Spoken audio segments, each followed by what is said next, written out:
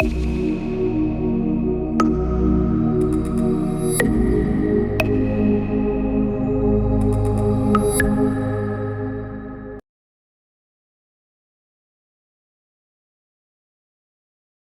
Students, आज हम बात करने वाले हैं हमारे थर्ड कंपोनेंट की, जिसका नाम है डेटा। हम जीआईएस के डिफरेंट डिफरेंट कंपोनेंट्स देख रहे हैं कि जीआईएस में कौन कौन से कंपोनेंट्स होते हैं और उनका क्या फंक्शन रहेगा। तो जो हमारा नेक्स्ट कंपोनेंट है उसका नाम है क्या, डेटा।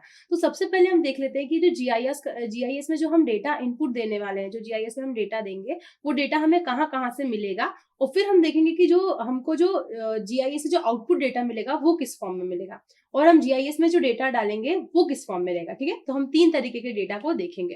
तो सबसे पहले हम देख लेते हैं डेटा का सोर्स क्या होने वाला है। तो हम देखेंगे सोर्सेज ऑफ डेटा।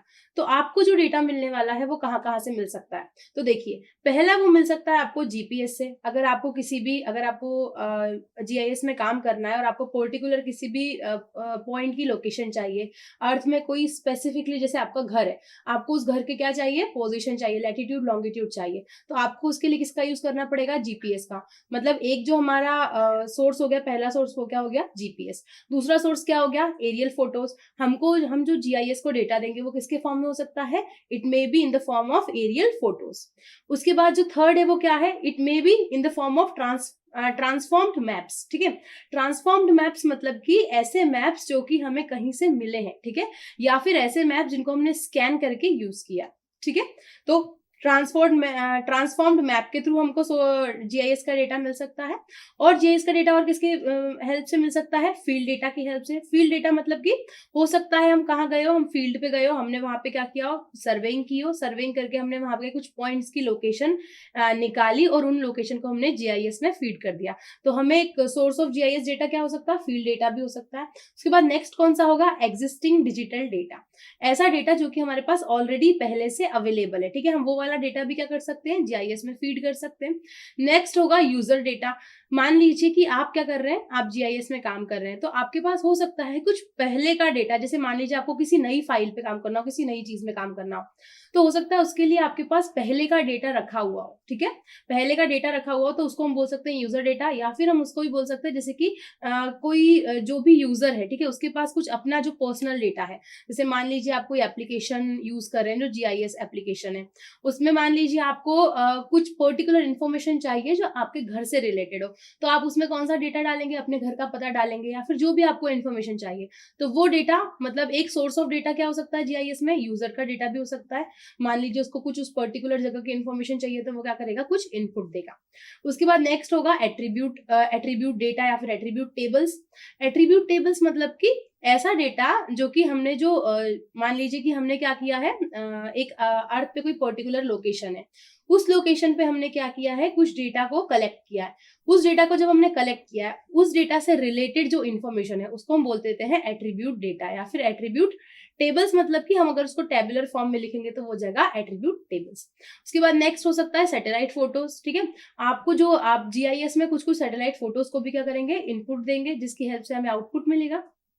नेक्स्ट होगा हमारा डिजिटल मैप्स। डिजिटल मैप्स के थ्रू भी हम क्या कर सकते हैं, हमारे जीआईएस में हम आगे कैलकुलेशन कर सकते हैं, जीआईएस में हमें जो भी इंफॉर्मेशन चाहिए वो निकाल सकते हैं। ठीक है, तो ये सारी मैंने जो सोर्सेज की बात की, ये सारे सोर्सेज क्या हैं, ये सोर्सेज ऑफ जीआईएस डेटा। मतलब ये सारे सोर्सेज हमें मतलब हमको अगर जीआईएस में कुछ डेटा चाहिए तो हम इतना सारा, ये सब जो चीजें हैं, इन सबको हम जीआईएस में इनपुट दे सकते हैं फॉर आवर डिजायर्ड आउटपुट।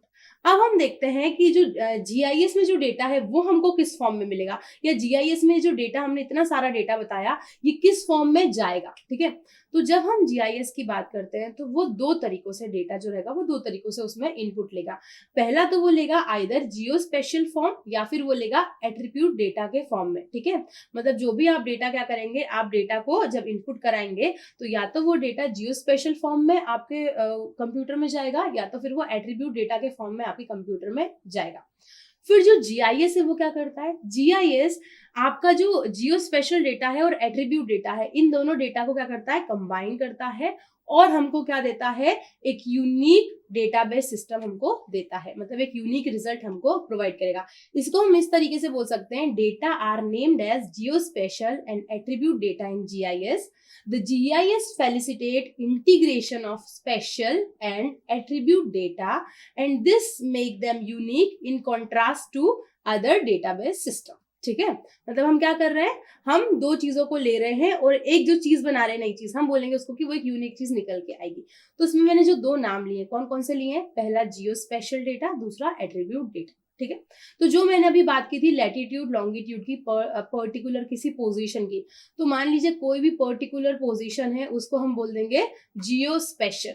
ठीक है, जियो स्पेशल डेटा मतलब कि अगर हम लैटिट्यूड लॉन्गिट्यूड की बात करें, अर्थ पे किसी भी फिजिकल फीचर की बात करें, मतलब अर्थ पे जितनी भी अर्थ से रिलेटेड स्टडी होगी, अर्थ से रिलेटेड जो भी लोकेशन होगी, वो सारी लोकेशंस को हम क्या बोलेंगे, जियो स्पेशल डेटा। ठीक है, जियो स्पेशल डेटा बोलेंगे।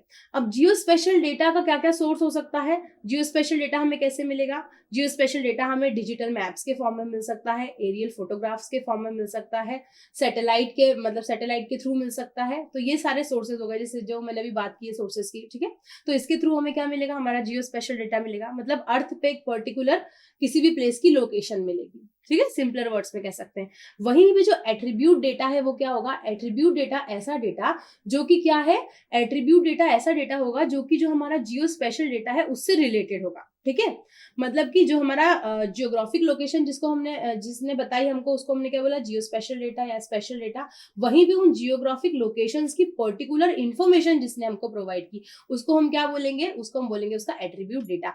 जैसे मान लीजिए कोई एक लेक है, हाँ, जैसे भोपाल में एक लेक बना हुआ है, उस लेक की मुझे अगर पर्टिकुलर लोकेशन फाइंड आउट करनी है, तो मैं वो जो डेटा यूज करूंगी उस लेक की लोकेशन फाइंड आउट करने के लिए, उसको मैं बोलूंगी स्पेशल डेटा।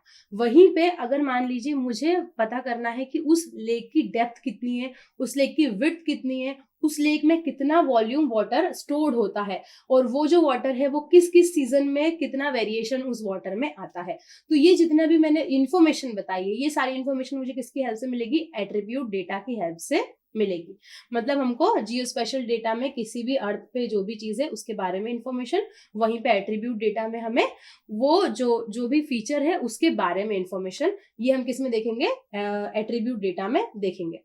अब स्पेशल जो डेटा है वो हमें कहाँ से मिल सकता है, हो सकता है हमें कोई मैप्स के थ्रू वो डेटा मिल जाए, या हमें कोई ड्राइंग के थ्रू मिल जाए, किसी चार्ट्स के थ्रू मिल जाए, या फिर हो सकता है कोई पुराना मैप है, हमें उस मैप के थ्रू हम उसको स्कैन करके क्या कर सकते हैं, इन्फॉर्मेशन कलेक्ट कर सकते हैं, या फिर कोई डिजिटल फाइल हो सकती है जो हमने कहाँ से इंपोर्ट की हो सकता है हमने कैड एप्लीकेशन से उसको इंपोर्ट किया हो, या फिर कोई ग्राफिक्स से हमने क्या किया हो, इंपोर्ट किया हो।